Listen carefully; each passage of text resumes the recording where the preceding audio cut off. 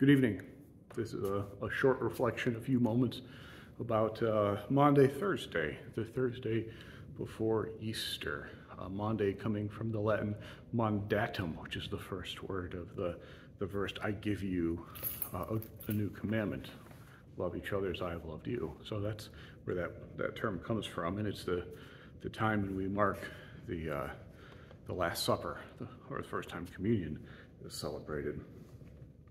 The place where I want to focus attention tonight is actually a comment that Jesus makes a little bit further down the road when he is asked by Pilate.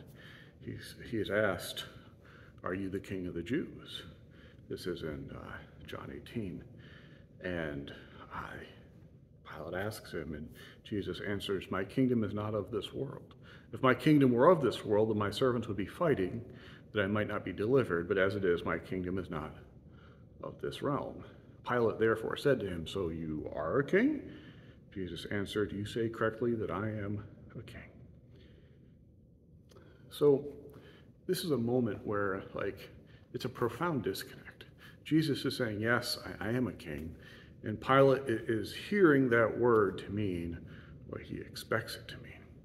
You see, the way that Pilate was thinking through king, power, authority, governance, is a way of thinking that is rooted in the Roman Empire and will be passed down for centuries to come. And the way that understanding of power worked is that there was a king who had control, and then there were dukes who were sort of the lordship under the king, then there were knights, and then there were, beneath them, there were peasants. And that this was the way that power worked. And because this way of seeing the world soaked into the way that people thought, what developed is this understanding that if that was the hierarchy, king, dukes, lords, knights, peasants, that then at the top of this hierarchy of power would be God. God, king, dukes, knights, peasants. And so the way that the church practiced some very important parts of its life were impacted by this.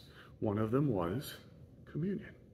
And so because this was the way that kingship was understood, when for centuries, through the Middle Ages, the way that communion was celebrated by the organized church, this is not like the 1st, 2nd century, but later on, 5th, 6th, 8th, 12th century, when you came to church to have communion, everyone would be facing the altar, including the priest. And so you would spend the whole time looking at the back of the priest's head. You would not be seeing the priest's face. And the priest would be, because that's the order, God, and then in the hierarchy is then the next person, most powerful person in the room, priest, and then the person who showed up, the peasant who showed up.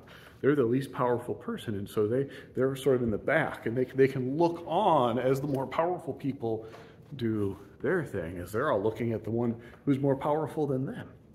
And the language used was Latin, and most people didn't know Latin. And so you would be looking at the back of the priest's head, and the priest would be speaking Latin, and this is before there were microphones. And so there are still vestiges of how this worked. And if you go to a Catholic Mass and they ring a bell in the middle of communion, that's part of a vestige of this practice.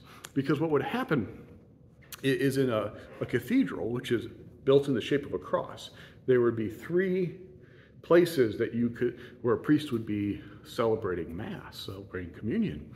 And they would ring the bell to make sure they would get the peasants' attention so they knew which way to look, because they couldn't hear the priest and they couldn't see what the priest was doing, so the bell is to get their attention. This is the high point of communion. And then if a peasant came and took communion, they would get the bread but not the cup, because again, it's a power dynamic.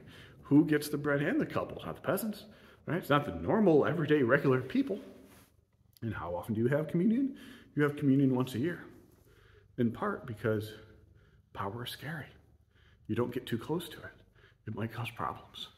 And so there's this whole way of practicing communion, which is at the heart of the church, that was skewed by a misunderstanding, or really It's understanding what kingship is in the same way that Pilate did.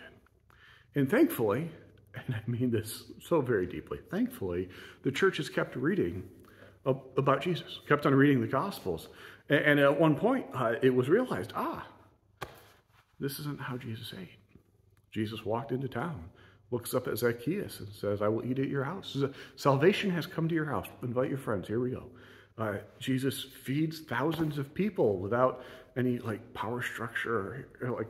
There was a power structure, but instead of this very hierarchical power structure, what we see when we see Jesus tells a parable of the wedding, and he invites the people who are the important people end up not coming because they have excuses and they've got to go look at their new farm, their new land, their new horses, whatever. It's the people just out on the streets who come to the wedding. And so when Jesus says, I am a king, but my king is not my king, the way I am a king is not of this world. It's not the way this world thinks about how power works. This is what Jesus is getting at. It's far more like how we celebrate communion today. It is not this hierarchical thing. It's more of a flat, everyone comes to the table because we are all welcome at the table because we read of Jesus and the kingdom would come. Jesus sits at the right hand of the Father and everyone is gathered at the table as a feast. And so the church keeps on going back to the Gospels, keeps on going back to Jesus because Jesus keeps on challenging us, keeps on driving us, keeps on beckoning us, keeps on calling us to live, including the way we live, how we eat, in a way that more fully reflects who he is and what type of king he is. That he's not a king in the way of this hierarchy. He's a king in a very, the one who is greatest is the servant of all type of kingship. The thing to take from this, for me at least, is not to say, I'm glad that we have it right now, they didn't know what they were doing back then, but we have it all figured out. The thing is, for me, is to realize they were comfortable with that. That's how they did it. And for them to change was a challenge. And I don't think that we're done being called. We're not done being beckoned.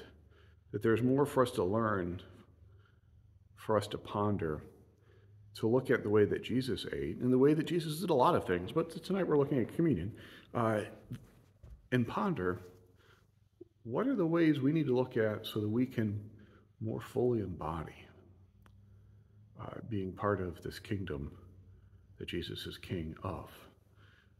For we are sort of mired, we easily can get trapped and stuck, and this is the way things are, this ways of this world. And Jesus calls us to follow him towards his kingdom and his ways.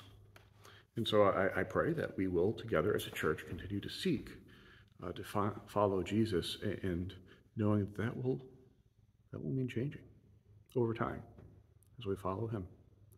I hope you are able to gather with a family for communion in the coming days. Hopefully at Easter, be able to gather at the church, and you are always welcome to worship either at Monroe City Sunday, Easter Sunday at 9 a.m. or 10:30 a.m. here at Shelbina. Hope you have a wonderful weekend.